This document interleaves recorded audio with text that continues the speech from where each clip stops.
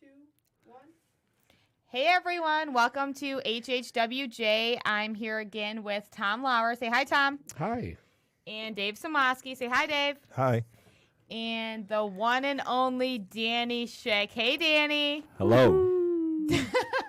Danny's super excited to be here. Danny, tell us what's your title and what do you do at Real Team? Wow. What is my title? Yeah. Member, according to the LLC agreement. Broker owner in the bottom of my email signature. Okay. And what do you do? What about on the org chart? Broker. Yeah, CEO, broker / CEO. Yeah. Just when it comes to the CEO part, that's where I don't feel that I fit the characteristic of a CEO. Oh, we didn't ask what you do. We asked what your title was. Well, she started to. I did ask him though. Okay. I'm asleep already. Yeah, Sorry. That's totally fine. So you are broker owner, but what do you actually do?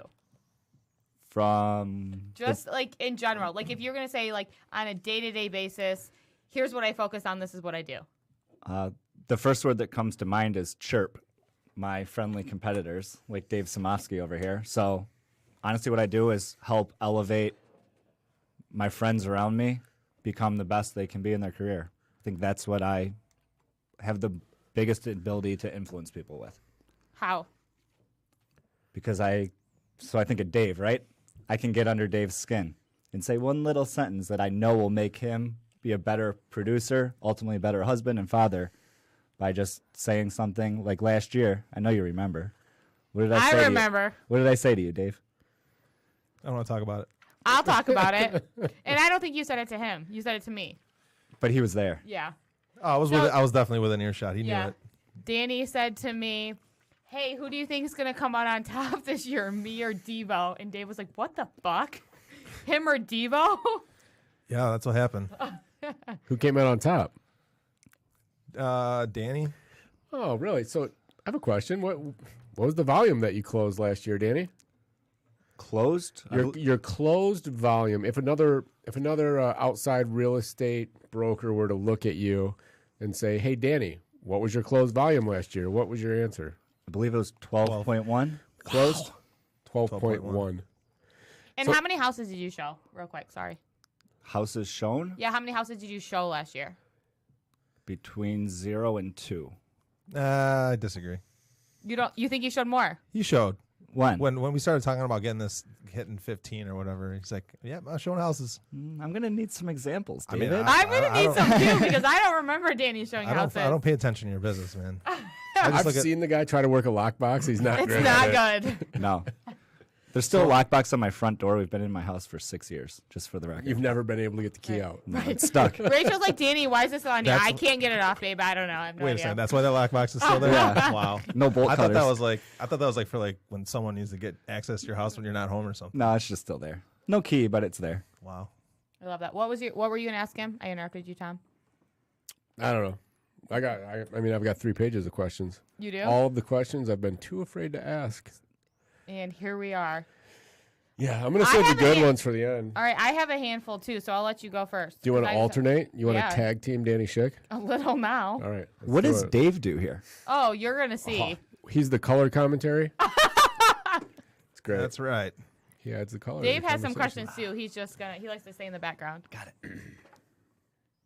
So, Danny, question 1. How much money have you spent on coaching over the last 365 days? Personal or team combined? Money, not the team, just for you, just for your improvement personally. How much have you spent on coaching? $16,000. $16,000 on coaching. So we're at like $1,200 a month, ish. For I did 2 reoccurring sessions. It was a little over $8,000 a pop. Okay, so $16,000 is a lot of money to spend on coaching, but some would say that it's like the best investment you could make, right? Because you're investing into yourself. So when you are, when you pay $16,000 for coaching, like what are you looking for? How do you know that you're like, because I know how you are, you don't like to waste anything. So this isn't your first year of spending a lot of money on coaching either. You spend a lot of money on coaching. So how do you hold your coaching accountable? You know what I mean? Like, how do you know you're getting back what you're putting in. What's the measuring stick? Yeah. So it is kind of funny that I invest that money into it because, like, the biggest thing when I lead up to it is I make sure I send in my pre-call form 5 minutes before the call, just like I do everything right before. If I'm prepping for a listing appointment, I do it right before I have to walk out the door. But just in that call, I make sure I identify somewhere between 1 and 3 strong action items for the next 2-week period. Okay. And accomplish it. Simply just taking steps forward in my life. So what happens if you don't accomplish it? Then my coach asks me why, and the same questions we always ask. Why didn't you do it? What came up? Did you really? Was there no way you couldn't do it, or are you just coming up with an excuse? What was more important? Yeah, Right. Danny Schick way, open-ended questions for days. Right. absolutely. I don't know. That's one thing that just like this guy will bust my balls if I leave a TV on overnight, You still leave them on. which might cost 21 cents. Right. And then he spends $16,000 on coaching. So like it's really eye-opening for me in looking at his mindset. Like he's willing to spend that money to improve himself, which ultimately is going to improve our company, improve his family. It's just like it's an investment back into himself. And I don't know if all 3 of you out there that are listening, like take that to heart. Like it makes a difference when you invest in yourself. And he's just doing it at a higher level than anybody I know. Right. So talking you. about investing in yourself and doing it for the team and for the company, why in the world would you decide to start a company in the first place when you guys were doing so much business? You were totally fine. You could have made a good living on your own doing all the business yourself. Why in the fuck would you decide that, hey, I'm going to try to train all of these young turds to do what I did? I'm going to blame that one on Tommy. Okay. Because Well, that first of all, wasn't they're my not all idea. turds. A lot Half of of them are turds. Most of them are turds. Definitely wasn't my idea to Okay. do that because I was extremely comfortable and we were growing probably 50%. If you were to look back, 10 years ago, we've grown 50% basically every single year. Right. That's slowing down now because, 30% we're happy with nowadays. Right. But it wasn't my vision to leave. Once Tom opened my eyes to that, that's when a new chapter began, and we're still sitting in it right now. Okay, so I guess the question goes to Tom. Why was that your vision? Because when I started working with Danny and Erica and Annette and Brian, I just did what I was used to doing, which was just prospecting, and then they saw value in that, and I was like, wait, these people that are making a lot of money and have a lot of resources and do a lot of business see value in the whole prospecting thing, right? Because it was weird. Like my first day at Keller Williams, I got on the phone and I started talking. It was really quiet in the office, and everyone could hear me because I was standing up and I was loud. And I think that's what caught Danny's attention. And, after 2 or 3 weeks, he asked me to join his team. And then we realized that we could duplicate ourselves and other people, right? So if I could look at Danny and duplicate that into 10 people, wow, what kind of a team could you have? And then he bought into it. He was like, yeah, I think we can do this. So we started doing it. So when did you start with Real Team? 2000 2000. was like He started before I did, right? So November of 2014. No. January, 5 years ago, January, wherever that is. Yeah. So, ish. 14, you started- 15? No, because I started October of 14, so you were there before me. So January of that year. Right. Okay. So you said that the office was quiet and Danny saw value in you prospecting. So what did you guys do to find business pre-Tom? We prospected daily, but we weren't used to hearing other people around us for the most part. Like some obviously did, but it was very rare to see a new person come into the company without any fear, just hopping on the phones, reaching out to past clients from the mortgage business, looking to add value to them. And I think it was honestly like 2 days. We said, you want to join the team? What's funny is I look back and I'm eternally grateful for Danny and Annette and Erica and giving me letting me into their inner circle, right? Because they did. I was like, besides Brian, who's like one of your best friends, I was like the first rando to appear in their circle, and they were like nice enough to let me in. So it's just funny. I look back and it was like really what gave me that opportunity was the fact that I got on the phone.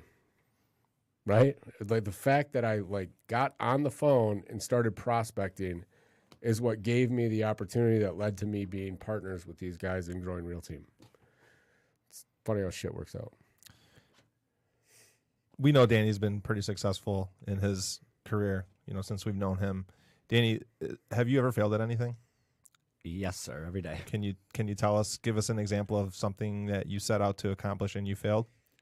Yeah, I wanted to go become a financial advisor at Edward Jones, and they didn't hire me because I got a solicitation without a permit ticket, which showed up on my record. So You were prostituting? I was soliciting for business and couldn't go get that job, so that was a fail.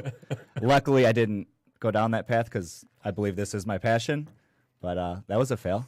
That was a pivot. I like it. So Whoa. I want to go back. You didn't even know about that, did you? No, I heard that. Yeah, for sure I knew about it. But can we talk about a fail like in real estate? Like whether it's since you started building the company and trying to 10x us or anything, like just something that you really wanted to do and you failed at? And maybe you're still trying to do it, maybe you're not. Yeah, I mean, there's a lot of times I'll walk into a listing appointment and I'll be going against 2 or 3 other agents and I don't win all of them. I get beat just like everybody else pretty regularly, and that's fuel to continue to grow and improve. do you find out why you didn't win? If I can, it's hard to. Let me take that back. Yes, so like there's one that stands out. I'm not going to give the agent's name, but it's somebody that I respect a lot, and I know that she went in and she brought her A game, and I'll tell you what, I haven't forgotten that from the listing to sale sheet since then, because I was just winging it. When did that happen? A year ago, last summer. I remember. I know who it is. I can tell you right now who it is. It doesn't matter, but that's now fuel. it all comes together. Now I get why you always say her name when you're saying, "Oh, I got to go get ready for a listing." I might be going against Bobby Jones. But you know what the funny thing is? Danny just said that like he failed at a listing appointment, and a year ago he was leading 50 people, and he was still failing. And I think that's a lot of times that's the thing that our agents don't realize, that like, which I obviously argue with them when they think Danny is great. I'm like, all right, calm down. He's not great. But well, that's what's but, different like, with our company is like, aside from myself, maybe like most of our leaders lead by example. Like they're active producers in the business. You know what I mean? Like when I was at Quicken as a director, once you become a director at Quicken, you go from being a banker to a director, they shut you off from lead flow. You can't write your own loans. You can't prospect. You can't be a salesperson anymore. You have to now be a leader. Our company's different, right? Like all of us are still selling houses. We're all still working leads. We're all still prospecting. So it's a big difference there. For sure. So, I mean, everybody knows Danny's hyper competitive, right? Have you always been that way? I would say yes, but it's grown over the years. It's increased? Yes. So, you've heard of nature versus nurture? Yes. Which do you believe in sales? Or do you not have an opinion? I don't. You're indifferent? I'm indifferent in that, yeah. So you're saying, is there a born salesperson or is there a learned salesperson? I don't think that you're born a salesperson. I think that you can start from ground zero and learn and increase your skill and practice and get better in repetition, right? Like continue to do it over and over and over and get better. I think it's both. Like same with athletes. Like some are very naturally gifted, and it could be easier for them to perform at an elite level, where some could come in with absolutely no natural talent or skill and still end up getting there. They just have to work really, really, really, really hard. What's your mom do? What do you mean? What does she do? What does she do for a profession? She sells houses. Okay, what's your dad? What did your dad do before he retired? He sold houses. Okay, just wondering. Just saying. Just saying. They learned from my grandfather how to sell houses. Wow. Yeah. So Danny So doesn't believe in nature versus nurture at all. So it's genetic. I think this real estate business might be genetic. Could be. Could be. Yeah. That's awesome. Cool. All right, I have a question for you, Danny. So you and Tom work very closely together, probably closer than anyone else in our whole company. What is one quality that Tom has that you envy, and why? Ooh. It's a good question. Thank you. The first answer that would come to mind is not the one that's not going to be the authentic answer. It's just like his ability to Hold on. Let's So- get the authentic one. Yeah, I took I first. wonder. I got to dig and find it. The first thing I would say is like his ability to like, I like to find all the problems in the business, right? Or the opportunities. He comes in and I'll just, whatever. We need to fix this. I don't know why it's broken, but we need to make it better. He'll come in and build out some sweet form or Excel spreadsheet or whatever it is and just automatically fix it. But it's more just like when something's troubling me or I don't know, just if I'm not in the right mood, he's good at shifting and navigating myself and others. I bet you guys have probably experienced it too. For sure. Just like clear your mind, just like get in the right state and move forward.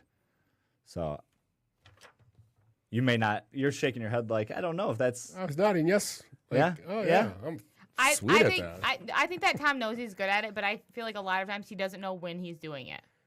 That's when I like it most. It's natural. Right. When it's just not natural. planned. Yeah. Like when I call him and I'm like, let's go get a fucking beer. I'm so mad. And then I like am done. I'm like, oh, life is good. This Yeah. is great. Well, that's I attribute that like to experience, right? The I mean, 10 years of life experience that he'll always have on me. Exactly.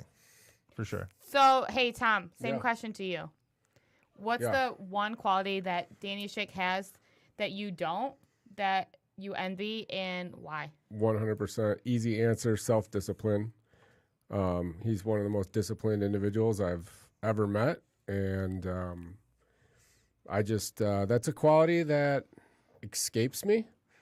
You know, I don't hold myself. I am like oil and water when it comes to like accountability. Like I hate holding myself accountable and I hate being accountable. Like it's outside of anything that I want. Like, don't tell me what I did. Don't tell me what I can do or can't do. And I'm not going to tell myself what I did or can do. Like, I hate it, but he's so good at it. And it's a good quality. Don't get me wrong. Like, being self-disciplined is a great quality. And the level at which he is self-disciplined is Drives us nuts. well, the only reason I think it drives us nuts is because we don't have that same self-discipline at the level that he has it. Right. But that doesn't mean we shouldn't strive for that level, Right. right? Yeah. So that's the one. That makes me think For about me. Anthony Tocco, just so you guys know. So early on, remember when Anthony started, Tom? And him and I would just have those battles where like he actually left the office a couple times because we get so heated. We don't even have any of that anymore just because like I would say I would now put him as one of the most self-disciplined people that I know He's in right my there. life. Yeah. And that's made our relationship both personally and professionally grow to a whole new level. And I mean, if we wanted to go like who's the most self-disciplined, I mean, your mom's right up there. Kevin DiVirgilio is very, very high on that list. Like, there's a lot of like super self-disciplined people, which in today's day and age, where everybody feels so entitled and all that stuff, it's like it's so refreshing to see like people that disciplined with their daily routines. Like the little tiny things. It's not even like the big things. It's not like you set some huge major goal for yourself and you're like, oh, I'm gonna do this and I'm so self-disciplined. No, it's like, did I close my rings today? Yeah. Did I wake up at 4:30 today? Did I, do my, like, it's those little things that are like, just for me, so hard. It's so hard for me to do it. And I'm such a pussy. I just like opt out. Well, it's the trickle-down effect with it, too. So you mentioned Devo. Evan DeSantis wants nothing more than to beat Kevin into the office every single day, which he does. Like, that's a win every day for him, and now his business is taking off like crazy. Right. Because he does that little thing every single day, which is turn on that office. Right. It's incredible. What's the alternative, though? If you want to be a high achiever and you aren't self-disciplined, the alternative is what? You can be creative, right? You can lead with some sort of creativity, but find some consistency within your own creativity. Don't try one thing for a week and then something else for another week and just not give it enough time to stick, which we've been guilty of in growing our business at times. But consistency, absolutely. Yeah. That's the attribute that I am envious of. Me too. Me three. All right. So, Danny, let me ask you this real quick. What do you wish that you knew when you started that you know now? A, when you started real estate on your own, and B, when you started building a team. So just starting in real estate, In the period, I should have financed hiring a coach immediately.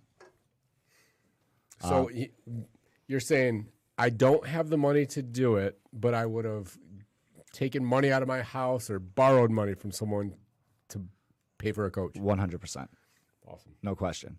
Because then I could have said, all right, within 2 years, I want to be a $10 million producer, which it took me like 5 or 6 years to hit that number. So it would have just ramped things up much. Button. Yes. So you B? attribute a lot of your success to coaching. Yeah, just self-accountability. Because like when it was just Annette and I, it was very simple where we would come in and we would lead generate every single morning starting at 8 o'clock. And it was just us two, so we had to run all the business too. So we couldn't do it for 2-3 hours every single day. And we got stuck doing a lot of administrative work. So we probably would have brought on Erica a lot quicker and edited buyer's agents quicker. You know, just like seeing the vision and painting the If you picture would have quicker. said, my goal is a $10 million producer, like things would have changed earlier on. Yes. I'm glad you didn't, because we probably wouldn't have met. Ditto. As a company? Yeah. Everything happens for a reason, right? Yeah. I mean, not signing a 5-year lease is my biggest. Signing a 5-year lease at Shelby is probably one of the biggest regrets there, honestly. That was a long lease, thinking, because the vision was too small. It's like, oh, man, we're going to have 5 years to grow into this space, and, you know, let's not have to worry about moving quicker. And as of right now, we could easily not be located right there in the current Shelby Township store and, you know, shifted somewhere else. Right. That's funny. Tommy? What's your vision for Real Team? I want you to be really descriptive here. So it's April 18th, Yep. 2019. Yep. Where are we at in 1 year? And when I say where are we at, what does it look like as far as like total head count, total like locations? Like what's it look like in a year from now? So, you know, I'm not too detailed. I like to keep it simple. 30% increase in every category or metric we look at would be phenomenal. So that's listings taken, written sales, closed volume, overall team member count, 30% increase across the board. That's a win. So we're looking at close to 100 people. Right. So we have 5 stores right now. Do we have 5 stores 1 year from today, or do we have 6 stores or 7 stores? So that's not as much in the, like, must be part of the vision, but just overall 30% increase, because that means our team members, we're paying out 30% more in cost of goods sold, which is our commission. Mm-hmm. That means more people are getting closer to their financial why. Right. You know, and having less struggles. Because let's be real, you start off thinking being a real estate agent is going to be phenomenal, and then you realize quickly, wow, this is hard. I have to consistently bring my A game, and just getting people to get through that breakthrough quicker. That's something I just really want to get better at as a company. You say breakthrough. You say that a lot. He does say that a lot. I agree. Why He's does he consistent with say it. it so much? I think it's because he loves Tony Robbins. You'd be surprised. And why? Haven't been watching too much lately. No? But No. why breakthrough? When you say breakthrough, I see your eyes twinkle, and I think it's 'cause your he's pants looking may at you. move a little bit. All I don't right. know. Ew. But Jeez, like man. when you Come say on, when you man. like it might be your favorite word for a good reason. Like Or why value. He why loves the is word value. the word breakthrough so ingrained in who you are? Why wouldn't you want to shatter a ceiling?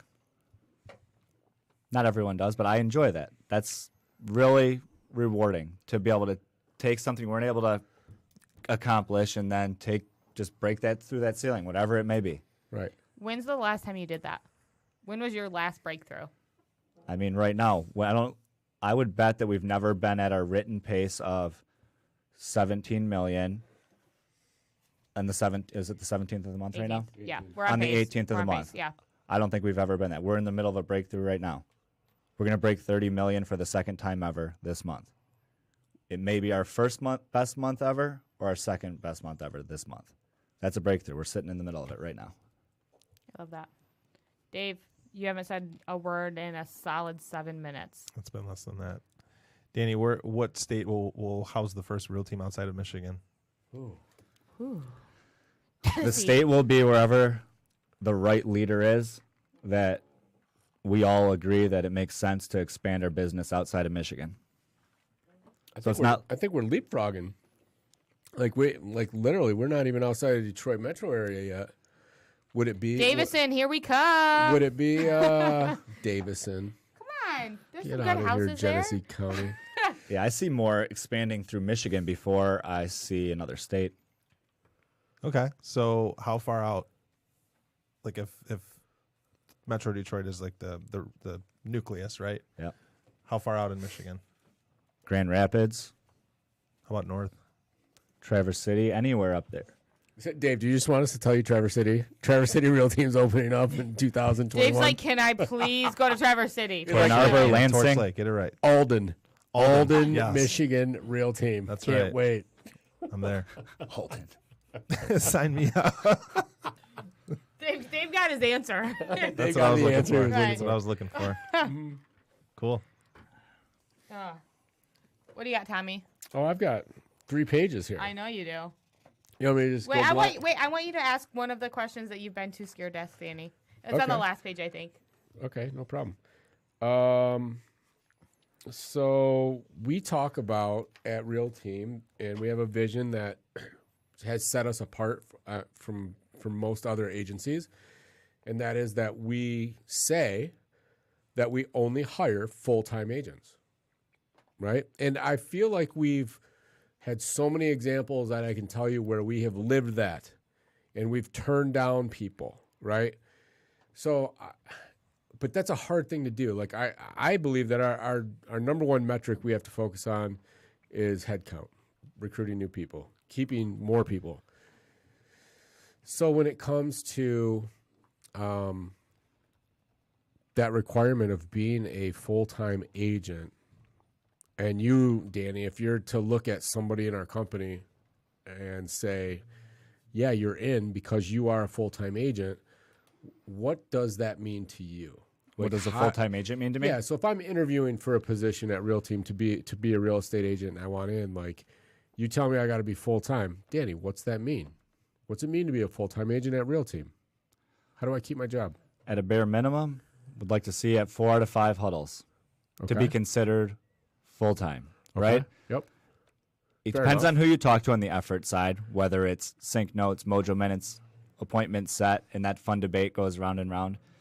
Well, At the end of the let's day- dig into that for a minute, that part.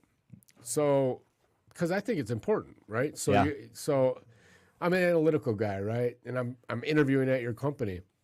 You've told me, number one, I got to be at 4 out of 5 huddles, which huddles start at 9 a.m. So I need to be there 4 out of 5 days in a row, or Yep. 4 out of 5 days of the week. Now we're going to effort, right? So you're telling me that there's a effort stat that I need to hit in order to be considered full-time. What are the different variations of required effort out there that I need to hit in order to be an agent? So one of them would just be looking solely at sync notes. Very simple, easy to look at and measure. Listing appointment set, right? A lot of times people question why we measure listing appointments so much. If it's sync notes, let's just look at all of them. If it's sync notes, Yep. how many do I have to have? 50 a day or 250 a week or 1050 over a rolling 30. Awesome. Cool. So that if I do that, I'm safe. What was the next one? Listing appointments? Listing appointments. So what makes me safe there? 3 listing appointments a week are going to put you on track for a solid career in real estate as long as you set 3 quality appointments a week. Okay. So far what I'm hearing is I need to show up at 9 a.m. 4 to 5 days. I need to do at least 250 sync notes a week-ish, 50 a day, whatever. And I should set 3 listing appointments a week. Yeah. And Anything else? if you don't want to spend all your time in sync working through the leads that we've purchased and provide our agents with, you can go out there and use our auto dialer Mojo and spend as much time out there as you want to either get to adding nurtures into your name or setting appointments. Okay. Everyone's going to have their own style. But, I mean, if you just show up at 9 o'clock and just attend 4 out of 5 huddles, it's going to be hard to break through. There's breakthrough again. It's going to be hard to be successful if you just show up at 9 o'clock just to make the huddle. Well, you're doing the minimum. You're doing the minimum. But that's what I'm asking. That's Right. the question: is what's the minimum requirements to work at Real Team? And that's what you're That's telling it. me. They're 4 out of simple. 5 huddles, 250 sync notes every week, and 3 appointments a week. Right. And that each CSL has tested out, right, in their own, just some variations on what they're going to hold their store accountable to. But yeah, in my opinion, they're testing out the different ways are okay because they all are measuring effort in their own way. What happens when I violate one of those standards, if you will? If I'm an agent and I'm doing great for a month, but then, month 2 rolls around and now I'm only showing up 2 times a week, 3 times a week. That's what's nice about having and I'm not doing effort. Like, what happens then? It's nice to have scheduled coaching on your calendar, reoccurring, right? You don't have to worry about it because all of our CSLs are great coaches. They're going to have an awareness on what's going on, so it's just a simple conversation. What's going on in your life, Tom? Right. Is there a reason? Is there something I need to be aware of that that you're struggling with that I can help you with, either personally or professionally, to help you get back on track? Because when we sat down, 2 months ago before you came in, you told me you wanted to make $65,000, and as of right now, it's not on pace, and I just don't want to see you fail. So those are the standards, right? Those are the standards, and I get it.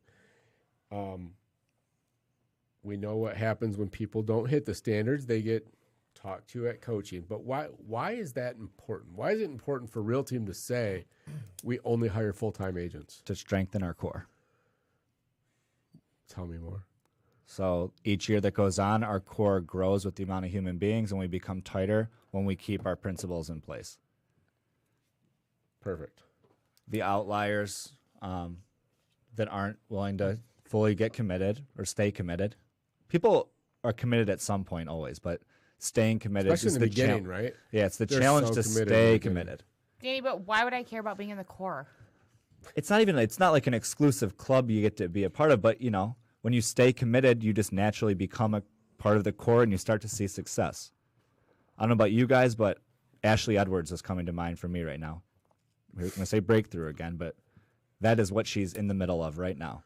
Did you know how fucking cool it is? Because I sat down with her 4 months ago, and she literally started crying and told me, I can't do this anymore. Like, she literally told me she was going to quit. She said, Yeah. I can't do this anymore. This is fucking stupid. I'm sick of just taking handoffs from other people. Not that she didn't appreciate it, but she felt dumb. Like, she felt like she was not good enough, and she didn't want to do it anymore. And not that I was the one who Why'd made her she stay? say that's not my point. But my point is, I was like, dude, like, you're so close. Just keep doing it, right? And she kept doing it, and she kept doing it. And she said it in Dave's huddle the other day. She was like, listen, I just kept doing it, and I didn't give up, and I did what they told me to do. And sometimes it takes people 3 months to do it, and sometimes it takes them 3 years. And the people that it takes 3 years, like, God bless them. Seriously, I fucking love it, because it took her 2 years. And, like, not that she was a loser before. She wasn't doing anything. Like, she was fine. She was doing all the right things. Yeah, she was doing all of the right things, and she was doing okay, right? She was an average agent. But now it's 2019, and she's going to write $1 million in 1 month. And that's so big for her. And I hope you're listening, gonna do $1 Ashley, million? because you're going to be so embarrassed. Yeah, she's at 900 right now. She's going to do $1 million. She's got it. And I love Callie. He's having a phenomenal month as well.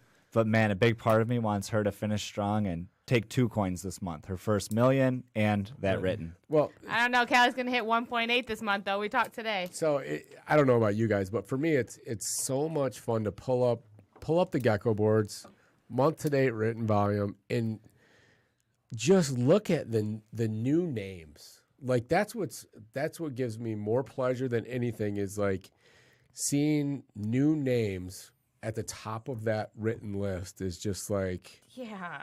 that's good. why I do what I do. That's what makes me passionate about work, honestly, is like when I see all these new names moving into these categories, and it's like these people are beating like significantly top performers, and it's not because the top performers are taking their foot off the gas. It's because these new people are like just outworking them and getting production finally. It's so good to see. So that makes me think about St. Clair Shores this month. So we had I sat down with every single person that works at St. Clair Stores last month, and we did our CSL review, blah, blah, blah. I just checked in with them, was talking to them, and literally every single person was like, I'm fucking sick of losing. They were like, we feel like the redheaded stepchild. We're sick of being on the bottom. We're sick of people thinking that we don't have a fucking chance. And they were all like, we're going to win. We're going to win next month. And I was like, well, I fucking hope you do. And they just hit their goal. Power of positive thinking. Yeah, but, like, they're not going to stop. Like, now that they see it, like, they just hit their goal, and Gron's going to jump off the roof if he doesn't get the coin this month. So I pray that they do get the coin this month. But, like, that's all that it took. They're like, these people are winning. I'm not going to let them win anymore. Groupthink, right? I mean, they combined as a team, and they're killing it right now. It's awesome. So now they're starting to get the results. So I think of now Zach Louis, right? I think he has 10 pendings. He's He's gonna have 12 by the end of the day. Getting stuff under contract like crazy. So with him, it's just like, man, just make sure you keep your time blocking in place. Right. You know, just like Jason Salem, he was on Mojo for 3-4 hours a day every single day. Then he had a huge month.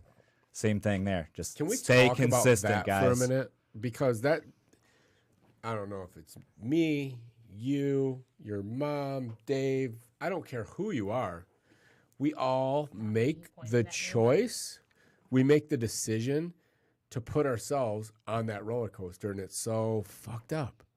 Like, you'll have no business. So you work your ass off. You wake up, you grind, you do the things you're supposed to do every day. You prospect your ass off for 3, 4, 5 hours a day.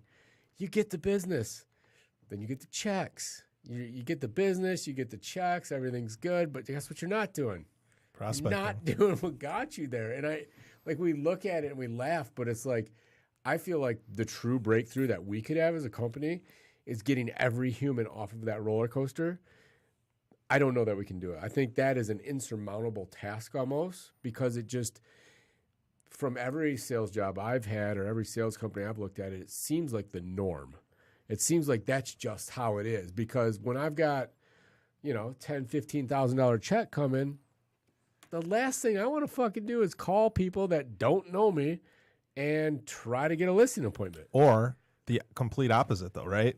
Like, I don't know where I saw it, but I saw that the second that you have a really good month and you have 800, 900, $1 million, or whatever it is, whatever is more than you had expected, is the perfect time to double down on your prospecting, right? Because you've got nothing to lose. Well, that's the right answer. That's the textbook answer. That's what you're supposed to do. Right. Yeah. I'm talking about the real world thing. Because you that naturally work happens. in your deals. Well, that's what I was gonna say. I don't think the issue is like, oh, I have money coming, so I don't want to prospect. The issue is, well, I had this inspection and the appraisal's coming up and the title company is reaching out to me and blah blah blah, and my client needs something, and like, you have 10x the amount of valid excuses to use to not prospect. for sure. That's what you have. You have legitimate, good excuses to not prospect. For sure. And it's so hard, like, because we can talk about it all the time. Like, I talk about it every single morning. I'm like, dude, I promise you, if you don't send that marriage license at 9:30, you can get it to the title company at 11:30. Like, it's fine. Or just stupid shit like that. And we talk about it all the time. But it's so much harder when you're like, in 1 week, I'm going to make $8,000. So I want to fucking get it done. And I want to make sure that it's clear. Like, it's so hard. And like you said, it's like the biggest task in the world. Like, how are we ever going to convince someone that it's not urgent? Well, especially the new people. I think I know, Danny, you want an answer, but I think you just had, like, there's no other way to do it than to just experience it and feel that sucky not having any business month and learning from experience. Yeah. Dave says that all the time, and I fucking hate that answer because I want a solution. Just lead by example ourselves, I think, is the answer. Right? So, Dave, what's your pending pipeline at right now? Mine? Yeah. 1.1. Yeah, something like Right? that. So, you've always got a strong pending pipeline going, just respecting your own time blocks that you have in place. It's not easy. I still struggle with it every single day. And you probably will for the rest of your career. It's easy to have a conversation with everyone on your... Not even have to have the conversation with people on your team when you're just respecting your own time block. And everyone else will continue to have breakthroughs like they are right now. The compound effect in your own business is having breakthroughs, again, for everyone else in your company. I'm going to have to start writing that down how many times I say it a day. Yeah, it was at least 17 in the last 40 minutes. So real quick, interesting stat. I just looked it up. I looked up the Guggle board. 45 team members in production this month, and we're 18 days through the month. Hey, hold on to that thought. Hey, Tom, when I called you earlier and you didn't call me back because you don't have your phone. Yeah. I have a watch. Fuck off. Well, you didn't answer it. So, I looked at the gecko board because that's what I was counting, and I was wondering, does the gecko board stop at like a certain number and then I can't see anything below that, or does the gecko board keep going and I can see someone at the very bottom? Because I was trying to count how many people at Real Team wrote a deal this month. Yeah, it's a good question. If it's 0, you might not show up. But if you have even $1 of production, you'll show up. So we're at 45. And how many active agents do we have not in leadership? 6, not in leadership. Or I guess in leadership. I guess it's just active agents in general. Yeah, because I'm counting those people. So Yeah. in the low You 60s, should, right? because they work. They prospect. What is it? Our leaders work. Our leaders prospect. Our So leaders low are on the 60s? board. Yeah. 63. So we can say there's 80% of Real Team in production in April right now, and we're just halfway through the month. Yeah. Yeah. That's fucking awesome. Well, is it? Are we awesome, or is the market good? I think it's a combination of both. Yeah, there's definitely luck involved. Just wondering. There's definitely luck involved, 100%. But- Danny, Tommy, hi, I'm gonna pivot. please. Ooh. Who do you give your leads to, and why do you give them to them? Because I know, like when an agent or when, first of all, I grew up on your leads, so thank you very much. Like I wouldn't have been able to survive real estate if you weren't giving me those leads initially. You mean the show split that was created when Tom Lauer joined the team? Yeah, the beginning of our comp plan. I made Are you do the a comp beginning of the plan. show He split? is the beginning of the show split, the famous show. Everyone can thank Tom Lauer Yeah, that's you're mad welcome. about the show split. How did you like the Thanks, show Tom. split, Tom? How thought- did you enjoy that? I thought it was amazing. I mean, I thought it was amazing. I didn't prospect. I didn't have to do it. I was just, you know what it was, is I wasn't a hunter. I was a skinner.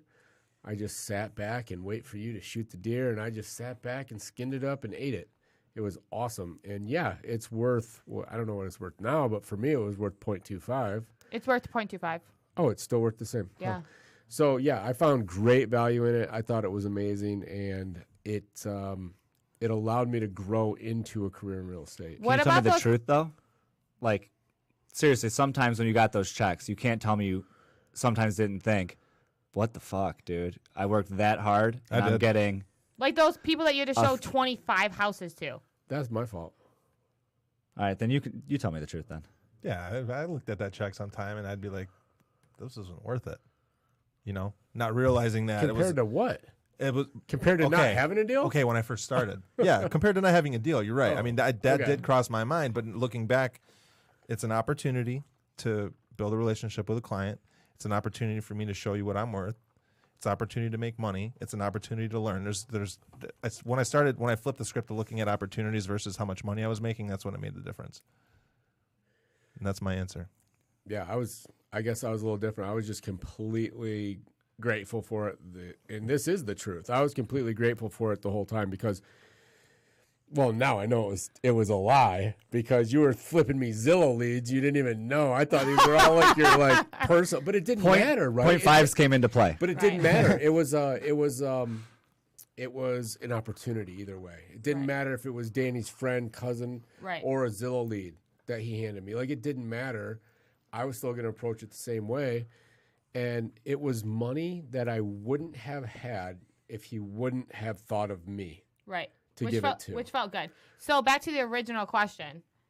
Your leads. Who do you give them to and why? So you want the big algorithm on how I decide on where it goes? I know that there's no algorithm. You look up from your fucking computer.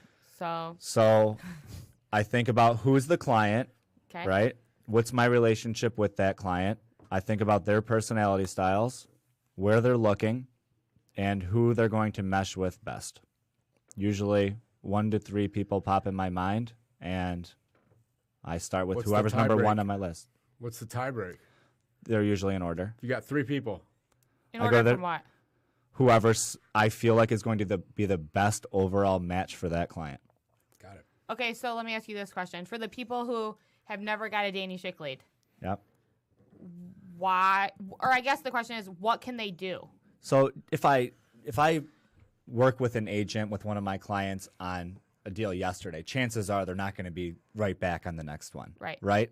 Unless something's happening really, really well. And we're in some sort of momentum with a same client reoccurring. Like Zach Louie and I have that.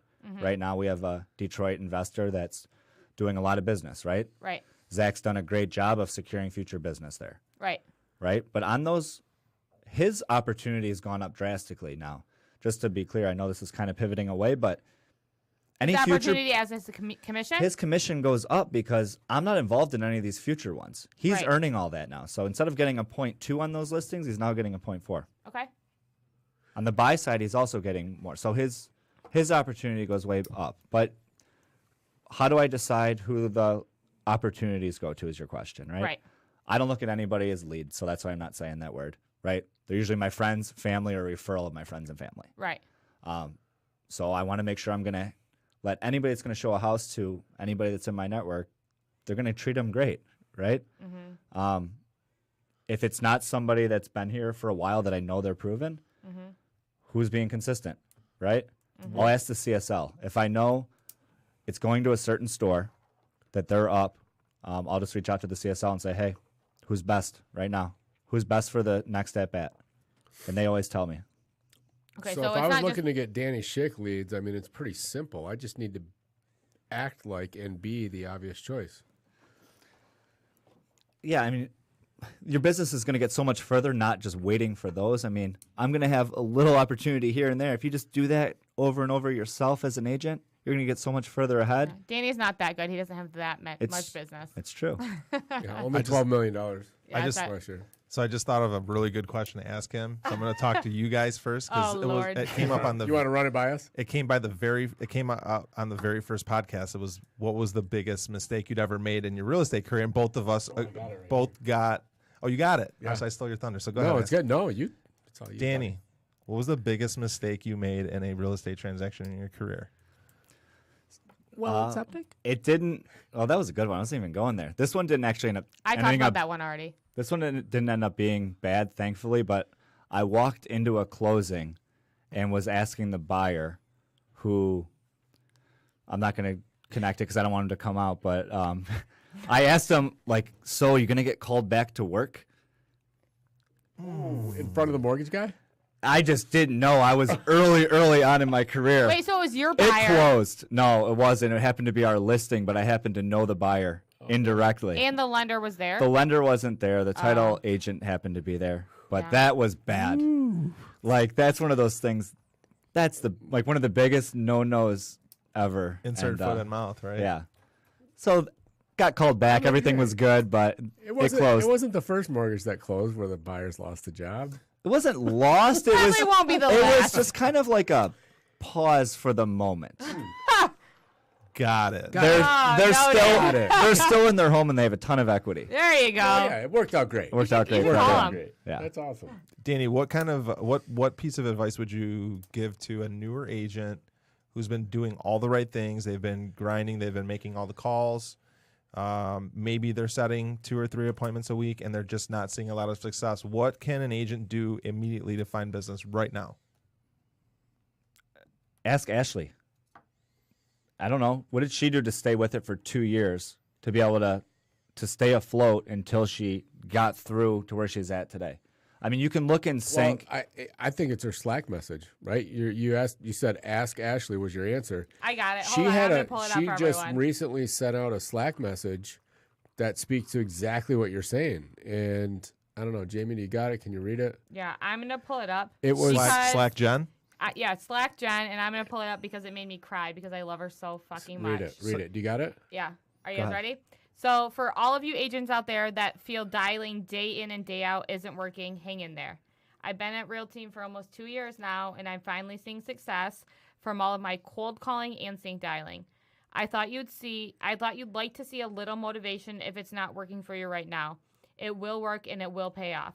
Here's a text I just received. Happy Friday. The text is essentially someone that she called a year and a half ago and called her back. So I think the answer to your question, Dave, is there's nothing you can do to get business right this very second. But if you do the right things, it's going to come. The time's going to I talked about this morning. The time's going to pass regardless. You might as well make the most of it, right? Yeah. Right. When we worry too much about like securing the business right now too, I don't like that mindset because you're potentially going to make the wrong decision, right? You may mentally be like forcing a transaction to happen instead of making the right fit happen for the client. And probably not on purpose. Not on purpose. It's not a malicious thing, Right. but just like if it's so like, I got to get the pending, you may not end up doing the overall best thing for And let's be everybody honest, involved. most of the time it's not going to close. So you No, might it's get the gonna- pending, it's gonna it's fall feel apart good, and anyways. it's going to fall apart. That's law of attraction, though. Like you, Right. But I feel like a lot of times, just as salespeople, naturally, we want the sales so bad. So we're not lying, or like Danny said, we're not being malicious, but we're just like pushing it, and we're using all the different sales techniques that we know how to use to get someone to buy or to sell, right? And then down the road, you have a fucking huge headache, or the client's pissed off, but you didn't do it on purpose. You just knew that you wanted it so bad, so you learned everything that I talk about all the time, and everything that we teach them is sell, sell, sell, get them to buy, and then 2 weeks down the road, you're like, fuck, well, that backfired. Right? I've got 3 more questions. I have the final question, and we have 10 minutes, so you have one more question. I have 3 more questions. Okay. I have They'll one go more question. quick. Pick one. I can We've be got real fast. 5 more questions. we can rapid fire go time. Number 1. Rapid fire round, go. Number 1 of 3 for me. Quick answers too, Danny. How can you tell if someone is all in? They're in the office before 8 o'clock. Number 2. You're a very engaged guy, typically. Really engaged. So how do you unwind? I put my phone away as soon as I get home, and I typically don't look at it again until the next morning. Nice. And my last and final question, Danny, is what has been your most impactful purchase within the last 2 to 3 months under $200? Ooh. Yeah, I don't know. Tank of gas. I got nothing. Give me the question one more time. What has been your most impactful purchase over the last 3 months for less than $200? Filling up my snowmobile with gas. Danny loves his snowmobile. It's like $38. That's great. That's like why? That's Why- like like 3 that- hours that's of the one. mental stimulation right there for me. Got it. Snowmobile or dirt bike? Which one? You have to get rid of one. Depends on the season, bro. No, you have to get rid of one you for have the to rest get of rid your of life. Oh, God. Oh, That's a I'm great all in question. on snowmobile nowadays. Yeah. Now that I'm older. When I was a child, it was dirt bike. Oh. Now Last that I'm year. older, yeah. I mean, the guy's got a Snowmobile. snowmobile trailer now. He doesn't have a dirt bike trailer. That's true. All Yeah, right, you're right. Dave, your last question. Go ahead. All right, so this is a 2-pronger. So, most impactful business book that you've read, and most impactful leadership book that you've read. So I'm going to separate them, huh? Yeah. If it's the same it's the book, same then that's one. okay. Or maybe it's the same one. So on the leadership side, John Maxwell, 21 Irrefutable Laws of Leadership. Some people struggle getting into it just because it's pretty boring to listen to. I hate to say it that way, It's really but quick, though. It's a quick. it is. But just like some people struggle to get engaged. To me, it was there's 21 laws that help you be a better leader and influencer in your life. So I've listened to that one several times. MREA is probably my top business book that I've read. Probably read it 10 times. That's a tough one. Why? It's just there's a lot packed into that book. Yeah. I would say. All right, the last and final question for Danny Schick. It's also 2-pronger. So, for anyone out there who does not work at Real Team, or anyone who is at Real Team and banging their head against the wall and just doesn't know if it makes sense, why Real Team? Like, why stick with us? Why work with us? Why are we the right way to go if you have the same vision as we do? So honestly, I would prefer anyone asking that question to just reach out and have a conversation so we can talk about it, because I don't think there's an elevator pitch on why we're the best. Maybe we are the best fit. Maybe we're not, right? It's not a one-size-fits-all for every single person. We're not looking for everybody. We're not. It So depends let's on the talk person. about- Really not. It Okay, depends so on what the let's person talk about wants. the person who's ready to commit to full-time and wants them to get their career? And we're not trying to sell Real Team, but just like why? Why Real Team? You're going to be surrounded by people that are producing at a high level, that are seriously going to help you get to where you want to be as long as you don't quit on yourself. So I know when I talk to people at other brokers that either were with us or have never been with us, they feel like they're kind of on an island a lot of times. Mm-hmm. You're not going to be on an island here. Never. Never. No, you've always got shipmates. Yeah, I mean, when was the last time you walked in the office and you've seen one person dialing? No, there's always someone left behind. You know what I mean? There's always a crew. There's always a core. Just, you're not going to do it alone. You won't be alone. Perfect. Do either of you guys have any other questions? Wasn't there a second question? You said it was a two-pronger. Two-pronger. Well, I said... Prong two I said, is? No, I said anyone who isn't working at Real Team now or is working currently and doesn't want to be there. That's what I meant. So that was the only question. Got it. Pick up the phone and let's talk and see where's your area that we can put a little more focus in to get your business where you want it to be. So last question, then we'll end. Danny, I need your over and under on total volume close for Real Team in 2019. Go. Ooh. 22% increase over whatever we did last year. What's the number? What did we do last year? What was our number last year? 1,030. 270. You said volume. Mm-hmm. Wasn't it like 217 or something like that? No one knows. No. Over. Okay. Let's just make the odds here. It was 170. Over under Shy 250. of 200. Over under 250. 22% increase over last year. I'm going over 250. 22% Over. increased over last year. Let's see what that number. We got to translate. Yeah, it was in the 170s. That's the one. Yeah, it was one. I'm like 171. close. I want to say Close. 215. 215. It's Close. what we have to do this year. closed. That's where we'll 215 settle. closed. So over under 220. 220 million. Love it. What is it? It's good. Yeah. That's Dave's that's looking for an 14 answer from Danny. That's 1,400 families. It's 1,400 families that we're going to help find a place for their children to sleep. Absolutely. Awesome. Excellent.